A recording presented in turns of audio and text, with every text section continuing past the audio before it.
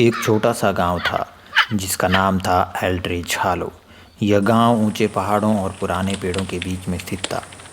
गांव वाले अक्सर एक पुरानी हवेली के बारे में बात करते थे जो जंगल के किनारे पर खड़ी थी। यह हवेली पहले बहुत सुंदर थी, लेकिन अब इसकी हालत बहुत ख़राब थी। लोग कहते थे कि हवेली में लेडी एल्विन की आत्मा भटकती है। वह एक रात तूफान में गायब हो गई थी और अब उसकी आत्मा वहाँ फंसी हुई है। एक दिन चार दोस्तों माया, जैक, लियाम और हितेश ने तय किया कि वे इस हवेली की सच्चाई जानने जाएंगे। एक ठंडी शरद ऋतु की शाम वे हवेली की ओर चल पड़े। जैसे ही वह नज़दीक गए, उन्होंने देखा कि आसमान में चांद चमक रहा था और उसकी रोशनी परछाइयाँ बना रही थी। क्या हम सच में ऐसा कर रहे हैं? माया ने गांव की ओर देखते हुए पूछा। उसका दिल डर और उत्साह से धड़क रहा था। यह बस एक पुरानी हवेली है, जैक ने कहा। वह थोड़ा नर्वस था। हितेश, जो हमेशा रोमांच के लिए तैयार रहता था, बोला, क्या बुरा हो सकता है? भूत हमें कुछ नहीं कर सकते। लियाम, जो थोड़ा शक में था, बोला, मैं यहाँ नहीं रहना चाहता, और उसने दरवाज़ा खींचकर खोला जो एक डरावनी आवाज़ के साथ चरमराया। हवेली के अंदर हवा धूल भरी थी और वहाँ से फफूंद की गंध आ रही थी। चांद की रोशनी टूटी हुई खिड़कियों से अंदर आ रही थी। जैसे ही वे आगे बढ़े, उन्हें वहाँ भव्यता के कुछ निशान मिले। जालों से ढके झूमर, सड़ती सीढ़ियाँ और टूटी फूटी फर्नीचर। अचानक एक तेज हवा का झोंका आया और दरवाज़ा बंद हो गया। सभी दोस्त एक दूसरे को देखने लगे।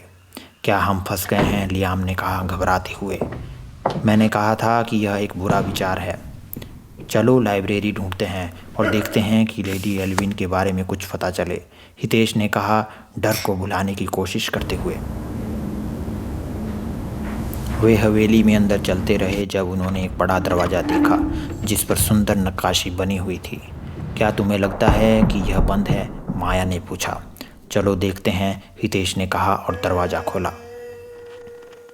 लाइब्रेरी के अंदर शेल्फ धूल भरे ग्रंथों से भरे हुए थे। बीच में एक पुराना दर्पण था जिसकी सतह धुंधली थी, लेकिन फिर भी उनकी परछाइयाँ दिख रही थी। देखो वह दर्पण कितना पुराना है, जैक ने कहा दर्पण के करीब जाते हुए।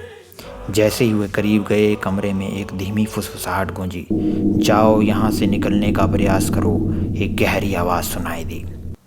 क्या तुमने वह सुना? माया ने घबराते हुए कहा।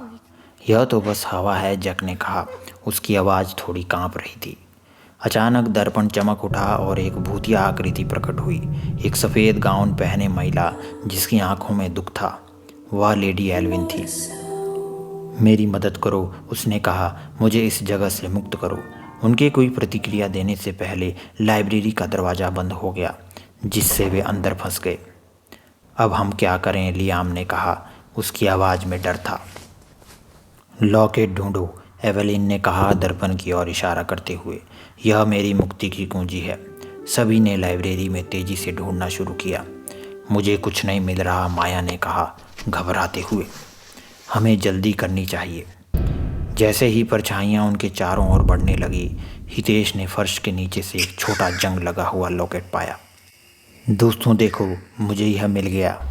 जब उसने लॉकेट खोला तो उसमें लेडी एल्विन की एक तस्वीर और एक शिलालेख मिला। केवल प्रेम ही निराशा की जंजीरों को तोड़ सकता है। क्या यही है? लियाम ने आशा से पूछा। हाँ, हितेश ने कहा। उसके चेहरे पर दृढ़ता थी। उन्होंने लॉकेट को ऊपर उठाकर दर्पण के चारों ओर घेरा बनाया। हम तुम पर विश्वास करते हैं एवेलिन, माया ने कहा। उसकी आवाज़ डर के बावजूद मजबूत थी।